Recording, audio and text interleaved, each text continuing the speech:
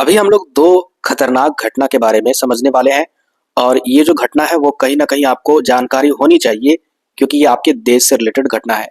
एक तो आपका बहुत ही खतरनाक भूकंप की घटना है और इससे भी खतरनाक सुनामी की घटना है और दोनों इंपॉर्टेंट क्वेश्चन की दृष्टि से अगर देखिए बहुत ज़्यादा इंपॉर्टेंट है। यानी ये आपके 5 नंबर के लिए भी इंपॉर्टेंट हो सकता है या फिर हो सकता है आपके 1 नंबर वाले क्वेश्चन में इस टॉपिक से क्वेश्चन पूछ दे। इसीलिए वीडियो को पूरा देखिएगा और हर एक चीज़ को बारीकी से समझने का प्रयास कीजिएगा। तो क्वेश्चन क्या आपका, भुज में आए विनाशकारी भूकंप की विभीषिका का विस्तार से वर्णन करें। सबसे पहले हम इसका इंट्रोडक्शन देख लेते हैं। भुज जो है वह गुजरात में है। ठीक है, गुजरात में 26 जनवरी 2001 को आए विनाशकारी भूकंप ने भारत के इतिहास में एक भयावह त्रसदी के रूप में अपनी छाप छोड़ी है। 26 जनवरी 2001 यानी रिपब्लिक डे यानी गणतंत्र दिवस के अवसर पर सोचिए कितना खतरनाक भयावह भूकंप आया था भुज यानी गुजरात में। इस भूकंप की तीव्रता रिक्टर स्केल पर जब मापा गया तो 7.7 इसका पैमाना था और इसका केंद्र भुज के पास स्थित था। यानी ये जो भूकंप आई थी वह कहां पर आई थी? भुज के आसपास में आई थी। यह भूकंप सुबह 8:46 पर हुई थी। सुबह 8:46 पर 26 जनवरी के दिन सब कोई कहां पर व्यस्त होते हैं? झंडे फहराने में, गणतंत्र दिवस की तैयारियों में लगे रहते हैं। और देखिए उस सिचुएशन में, इस खुशी के माहौल में कितना खतरनाक गमगीन वाला माहौल बन गया होगा जब लोग गणतंत्र दिवस की तैयारियों में व्यस्त थे। इसका प्रभाव न केवल भुज बल्कि गुजरात के अन्य हिस्सों और आसपास के राज्यों में भी महसूस किया गया था। 2001 के इस भूकंप के बारे में हमने देखा। अब हम लोग समझते हैं कि इस खतरनाक भूकंप ने क्या क्या नुकसान किया, कितने लोग मारे, वो सारा डिटेल से देखिए, दिमाग हिल जाएगा। सबसे पहले नंबर पर देखेंगे जान और धन की हानि। यानी इस भूकंप में लगभग 20,000 लोग मारे गए। ये तो काउंट किए गए हैं, यानी जिन 20,000 लोगों की जो लाश मिली है वो काउंटिंग की गई तो 20,000 लोग मारे गए और लगभग 1,50,000 से अधिक घायल हुए और पता नहीं कितने लोग लापता भी हो गए थे। लाखों लोग बेघर हो गए और लगभग 4 लाख घर पूरी तरह से नष्ट हो गए। 4 लाख। अब सोचिए आप जिस गांव में रहते हो वहां पर 200, 300 या फिर 400 घर होंगे, ज्यादा अगर बड़ा बस्ती होगा। और सोचिए यहाँ पर 4 लाख घर पूरी तरीके से नष्ट हो गए थे। इतना खतरनाक भूकंप था भुज का। और साथ ही साथ भुज, अंजार, भचाऊ और रापर जैसे जितने भी कस्बे थे वह बुरी तरह से प्रभावित हुए इस भूकंप से। अब समझते हैं यहाँ पर भौतिक क्षति क्या क्या हुई थी। इमारतें, सड़कें, पुल और सरकारी भवन भारी संख्या में पूरे तरीके से ध्वस्त हो गए थे, पूरे तरीके से टूट फूट गए थे। हो सकता है कि कई जगहों पर जमीन भी फट गई होगी। कच्छ के कई गांव पूरी तरह से मिट्टी में मिल गए। यानी जो कच्छ इलाका था उसके जो गांव थे वह पूरी तरीके से मिट्टी में मिलने का मतलब है सारा कुछ रबूद हो गया होगा। ऐतिहासिक स्मारकों और सांस्कृतिक धरोहर को भी भारी क्षति पहुंची। जो भी ऐतिहासिक स्मारक यानी मूर्तियां या जो भी सांस्कृतिक धरोहर थी पूरी तरीके से क्षति हो गया यानी नष्ट हो गया। इसके बाद देखिए आर्थिक प्रभाव, यानी इस भूकंप के कारण आर्थिक प्रभाव भी पूरी तरीके से खत्म हो गया था, नष्ट हो गया था। गुजरात की अर्थव्यवस्था पर इसका गहरा प्रभाव पड़ा। कृषि, उद्योग और व्यापार को भी भारी नुकसान हुआ। आर्थिक नुकसान लगभग 25,000 करोड़ रुपए का था। 2001 की मैं बात कर रहा हूँ, 25,000 करोड़। आप सोच भी नहीं सकते हो कितना ज्यादा आर्थिक नुकसान हुआ था। आगे देखिए मनोवैज्ञानिक और सामाजिक प्रभाव। इसका मतलब क्या है? लोग भयभीत हो गए। मनोवैज्ञानिक कहने का मतलब है मेंटली लोग डिप्रेशन में चले गए, मानसिक तनाव से ग्रस्त हो गए इतना खतरनाक भयावह चीज देखकर। क्योंकि परिवार के कई लोग मर गए होंगे, कई लोग घायल हो गए होंगे, कई लोग जिंदा होंगे। तो इस कारण से कहीं ना कहीं मानसिक यानी मेंटली और सामाजिक तौर पर सोशलाइज तरीके से भी पूरा इफेक्ट पहुंचाया यह भूकंप। परिवार बिखर गए और सामुदायिक जीवन में गहरा संकट भी आया। इसके बाद ये जो भूकंप इतना खतरनाक आ गया, इतना खतरनाक नुकसान हुआ, इसके बाद राहत और पुनर्निर्माण वाली सुविधाएं वहां पर उपलब्ध कराई गई। तो किस तरीके से कराई गई वो देखिए। सरकारी प्रयास भी किए गए। भारत सरकार द्वारा तत्काल बचाव कार्य शुरू की गए जिसमें सेना, वायुसेना और नौसेना ने भाग लिया। भारत सरकार और राज्य सरकार ने राहत और पुनर्वास के लिए बड़े योजना बनाए, मतलब बड़े पैमाने पर योजना भी बनाई कि उन योजनाओं से लोगों को राहत मिले और लोगों की मदद की जाए। ठीक है, पुनर्वास के लिए यानी उनके घरों को बनाया जाए फिर से। इसके अलावे अंतर्राष्ट्रीय मदद, यानी देश में तो मदद मिल ही रही थी, इसके अलावे अंतर्राष्ट्रीय यानी कई दूसरे देशों से भी आर्थिक सुविधाएं भी दी जा रही थी, जैसे कि विभिन्न देशों और अंतर्राष्ट्रीय संगठनों ने सहायता भेजी, जिसमें आपका राहत सामग्री, दवाइयाँ और आर्थिक यानी पैसे कौड़ी से रिलेटेड उपलब्ध भी कराई गई। अंतर्राष्ट्रीय मदद यानी विदेश से भी सहायता प्रदान की जाती है। इसके अलावे पुनर्निर्माण और विकास, यानी जो भी चीजें खत्म हो गई थी, नष्ट हो गई थी, लोगों का आवास नष्ट हो गया था, तो इसमें क्या हुआ, भूज और आसपास के क्षेत्र में पुनर्निर्माण कार्य तेजी से शुरू हुए। भूकंप रोधी तकनीकों का उपयोग कर नई इमारतों का निर्माण किया गया, यानी इसमें फिर से नए नए इमारत बनाए गए और ऐसे ऐसे इमारत का निर्माण करवाया गया जिससे भूकंप के टाइम में ज्यादा इफेक्ट ना हो, यानी भूकंप रोधी इमारत बनाए गए। इसके अलावे आगे देखिए, सबक और सुधार, यानी ये जो भूकंप था इसकी अपेक्षा बिल्कुल भी नहीं थी इतना खतरनाक भूज यानी गुजरात में भूकंप आएगी। तो इस भूकंप से भारतीय सरकार ने बहुत कुछ सीखा और उसे सबक भी मिला। भूज भूकंप ने भारत को प्राकृतिक आपदाओं के प्रति अधिक सतर्क और तैयार रहने की भी सीख दी, जिनमें से आपका भूकंप रोधी निर्माण, इसका मतलब है भवन निर्माण में भूकंप रोधी मानकों को अपनाया गया, यानी ऐसे ऐसे घर का निर्माण करना है जिससे भूकंप में किसी तरीके से ज्यादा दुर्घटना ना हो, साथ ही साथ नुकसान भी ज्यादा ना हो। इसके अलावा आपदा प्रबंधन प्रणाली यानी राष्ट्रीय आपदा प्रबंधन प्राधिकरण एनडीएमए की स्थापना की गई। इसकी स्थापना इसी टाइम हुई थी और इसमें भी और बहुत सारी सुविधाएं जोड़ी गई। सामुदायिक जागरूकता, यानी लोगों को भूकंप से बचने के तरीकों के प्रति जागरूक किया गया। इससे पहले लोगों को उतना जानकारी नहीं था भूकंप के बारे में, कई लोग तो दौड़ भाग के चक्कर में ही मर गए थे भुज में। इसके बाद फिर लोगों में जागरूकता फैलाया गया, जानकारी दी गई किस तरीके से भूकंप के टाइम में या फिर कोई भी प्राकृतिक आपदा आए उस सिचुएशन में कैसे निपटना है। तो ये सारी चीजें भुज के भूकंप से सीख मिली, सबक मिली और इसे सुधारा गया। निष्कर्ष के तौर पर हम लोग क्या कर सकते हैं, क्या लिख सकते हैं कि यह भूकंप भारत के लिए एक दर्दनाक घटना थी, लेकिन इससे मिली सीख ने आपदा प्रबंधन और पुनर्निर्माण में नई दिशा प्रदान की। हालांकि मैंने आपको शॉर्ट तरीके से बताया, एक शॉर्ट समराइज करके, लेकिन आपके दिमाग में जरूर ये चीज खप गया होगा कि भूज की वो घटना क्या घटना थी, किस तरीके से स्टेप बाय स्टेप आपको लिखना है वो आप आराम से लिख सकते हो। इसके बाद हम लोग नेक्स्ट जो क्वेश्चन कवर करने वाले हैं ये भी खतरनाक घटना थी। 2001 के बाद 2004 के भारतीय महासागर में आए सुनामी आपदा। ये भी बहुत ही खतरनाक सुनामी थी, इतना खतरनाक कि अभी आप इसके बारे में पढ़ोगे तो दिमाग हिल जाएगा। सबसे पहले इंट्रोडक्शन में देख लेते हैं। 2004 के भारतीय महासागर में आए सुनामी आपदा मानव इतिहास की सबसे विनाशकारी प्राकृतिक आपदाओं में से एक थी।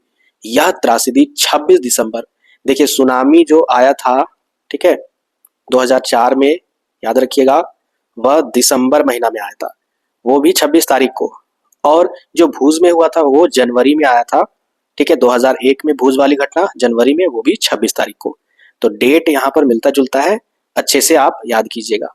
तो यह जो है वो 26 दिसंबर 2004 को हुई, जब इंडोनेशिया के सुमात्रा द्वीप, द्वीप समझते हो, चारों तरफ ये समुंदर है और यहाँ पर एक पृथ्वी सा कुछ रहता है, चारों तरफ पानी रहती है, तो जो पानी के बीच में जो छोटा सा भूभाग रहता है, जमीन रहता है, द्वीप रहता है, ठीक है, पहाड़ के जैसा, उसी को ही द्वीप बोला जाता है। तो इंडोनेशिया के सुमात्रा द्वीप के पास समुद्र के भीतर यह सुनामी उत्पन्न हुई थी और इसी द्वीप में समुद्र के अंदर में 9.1 से लेकर 9.3 की तीव्रता से भूकंप आया था समुद्र के अंदर में, इस द्वीप के पास में। जैसे कि ये द्वीप है, ठीक है, ये द्वीप है, अब इधर किनारे किनारे ये समुद्र है, तो इसी के इधर पास में, ठीक है, इस द्वीप के पास जो समुद्र इलाका है उसके भीतर में, यहाँ पर अंदर में हो सकता है 9.1 से लेकर 9.3 की तीव्रता से भूकंप आया था और इस भूकंप ने समुद्री तल को विस्थापित कर दिया, जिससे विशाल सुनामी लहरें उठी। इन लहरों ने भारतीय महासागर के तटीय क्षेत्रों में भारी तबाही मचाई। तो इस तरीके से आप इंट्रोडक्शन दे सकते हो। इसके बाद अब हम लोग डिटेल से समझेंगे। सबसे पहले भूकंप और सुनामी का उद्गम, यानी ये जो भूकंप आया था 2004 में, इसकी शुरुआत कैसे हुई थी, कहाँ पर आया था, किस तरीके से आया था, वो देखिए। भूकंप का जो केंद्र था वह सुमात्रा द्वीप के उत्तरी भाग से लगभग 160 किलोमीटर दूर समुद्र में यह भूकंप आया था। यानी ये जो अगर आपका सुमात्रा द्वीप है तो इसके उत्तर दिशा में, यानी ऊपर की दिशा में 160 किलोमीटर, समझ में आया ना, इधर आगे के साइड में ये समुद्री इलाका है पूरा, तो यहाँ पर भूकंप आया था। और इसकी गहराई कितनी थी भूकंप की, भूकंप समुद्र के तल के नीचे लगभग 30 किलोमीटर की गहराई पर हुआ था, 30 किलोमीटर अंदर में ये भूकंप हुआ था, तल की गहराई में। और यह किस कारण से हुआ था? तो टेक्टोनिक कारण। टेक्टोनिक कारण मैंने आपको कई बार बताया है। टेक्टोनिक का मतलब होता है पृथ्वी अनेक प्लेटों से बनी हुई है। तो कभी कभी क्या होता है, जो भारी प्लेट होता है, प्लेटें क्या होते हैं, आपस में दबाव डालते हैं। तो कभी कभी जो भारी प्लेट होता है वह ऊपर चला जाता है इस टाइप से, और जो हल्का जो प्लेट होता है नीचे चला जाता है। इस तरीके से अगर वह आपस में धकेलेंगे, खिसकेंगे, तो कहीं ना कहीं भूकंप आएगी। और यही कारण यहाँ पर हुआ था, टेक्टोनिक कारण। यह भूकंप भारतीय और बर्मी टेक्टोनिक प्लेटों के बीच उपडक्शन जोन में आया, जहां भारतीय प्लेट बर्मी प्लेट के नीचे खिसक रही थी।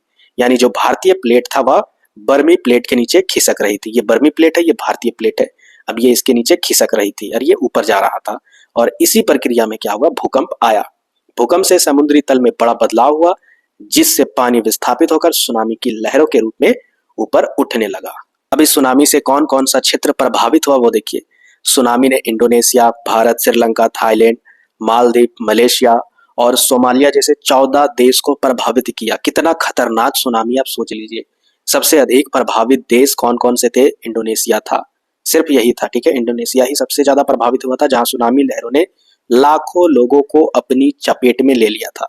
अब यहाँ पर समझते हैं कि इस सुनामी के कारण जन और धन की हानि किस तरीके से हुई थी।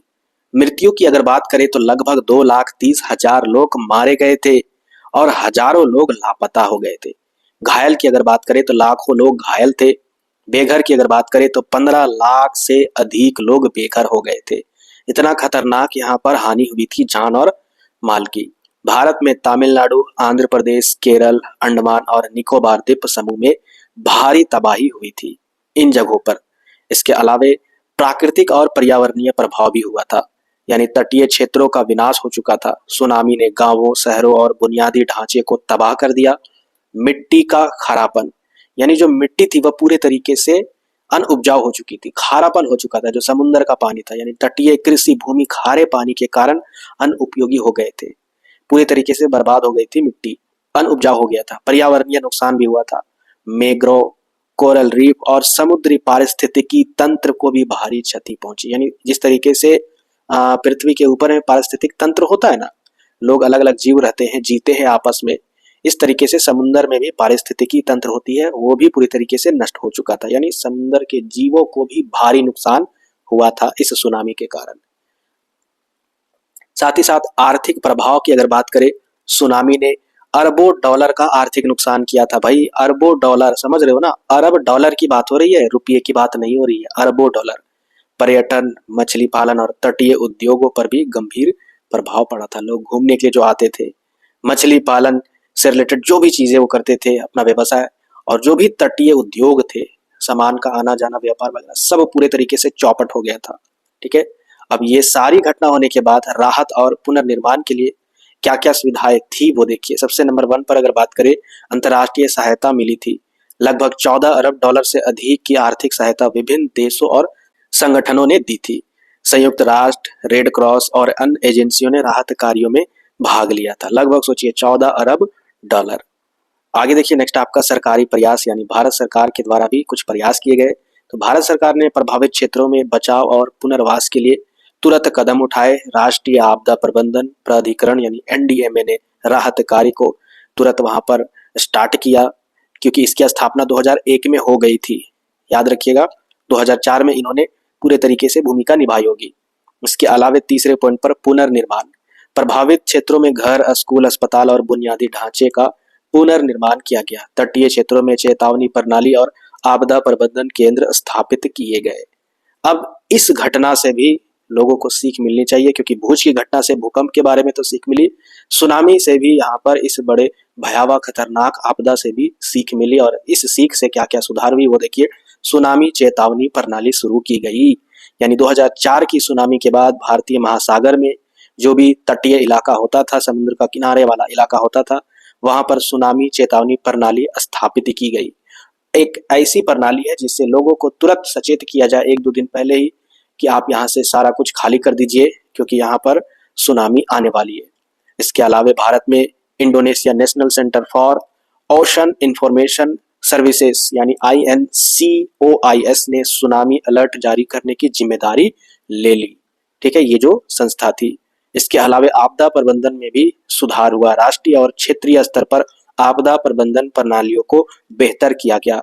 तटीय समुदायों को जागरूक किया गया, उनको प्रशिक्षित किया गया किस तरीके से सुनामी आती है, क्या क्या आपको सावधानियां बरतनी है।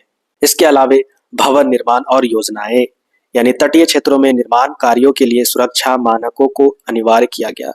यानी तटीय क्षेत्र में जो भी सुरक्षा लोगों को दे सके वो सारी चीजें वहां पर अनिवार्य की गई। तटीय क्षेत्रों के पुनर्वास और विकास में स्थायित्व पर जोर दिया गया और साथ ही साथ जो भी वहां पर प्रॉब्लम हुई थी, जो भी वहां पर नष्ट हो गई थी तटीय क्षेत्रीय इलाका में, उसका फिर से निर्माण किया गया।